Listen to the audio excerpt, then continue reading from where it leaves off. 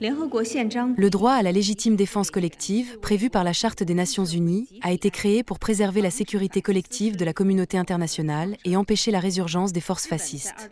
Après la Seconde Guerre mondiale, le Japon s'est vu restreindre l'exercice de ce droit. La déclaration de Potsdam stipule explicitement que le Japon ne sera pas autorisé à se réarmer pour la guerre. Dans sa constitution, le Japon s'engage également à renoncer au recours à la guerre et à la menace ou à l'usage de la force comme moyen de régler les différends internationaux, établissant ainsi le principe d'une politique exclusivement orientée vers la défense. Il s'agit là de codification juridique des obligations du Japon en tant que nation vaincue. Un examen de l'histoire indique que lancer des agressions contre des pays tiers sous prétexte d'une prétendue situation, menaçant la survie et d'autodéfense, a toujours été une tactique commode du militarisme japonais. En 1931, le Japon a affirmé que sa survie dépendait de l'obtention de la Mandchourie et s'en est servi comme excuse pour lancer l'incident du 18 septembre et occuper le nord-est de la Chine.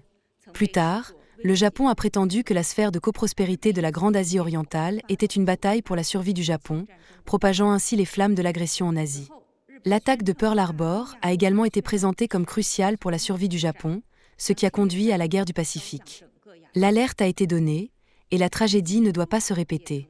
À l'occasion du 80e anniversaire de la victoire de la guerre de résistance du peuple chinois contre l'agression japonaise et de la guerre mondiale antifasciste, la communauté internationale doit être très vigilante et contrecarrer avec détermination toute tentative de renaissance du militarisme et défendre conjointement l'ordre international d'après-guerre et préserver la paix mondiale.